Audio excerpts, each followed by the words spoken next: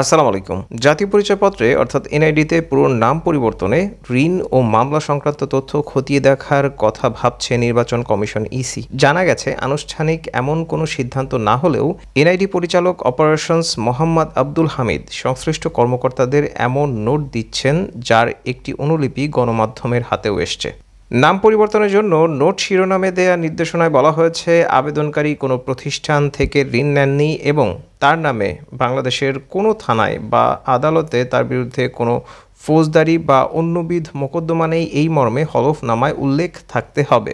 স্থানীয় জনপ্রতিনিধি ও আবেদনকারীর পিতামাতার ওয়ারিশ সনদে বর্ণিত জীবিত ব্যক্তিদের সাক্ষ্য, মতামত ও অনাপত্তি সংক্রান্ত জবানবন্দি রেকর্ডপূর্বক আবেদনকারীর নামে কোনো মামলা রয়েছে কিনা সে বিষয়ে তথ্য সংশ্লিষ্ট থানা থেকে পত্রের মাধ্যমে নিয়ে প্রতিবেদনে উল্লেখ করা সহ সরজমিনে তদন্ত প্রতিবেদন পাঠানোর অনুরোধ জানানো হয়েছে এই নির্দেশনায়। এ বিষয়ে জাতীয় পরিচয় নিবন্ধন অনুবিভাগের মহাপরিচালক এস এম হুমায়ুন কবির বলেন, কেউ ঋণ নিয়ে তার নাম পরিবর্তন করতে চাইলে তাকে আর ধরা যায় না। এজন্য পুরো নাম পরিবর্তন করতে হলে কোনো ঋণ আছে কিনা তা জানতে হবে।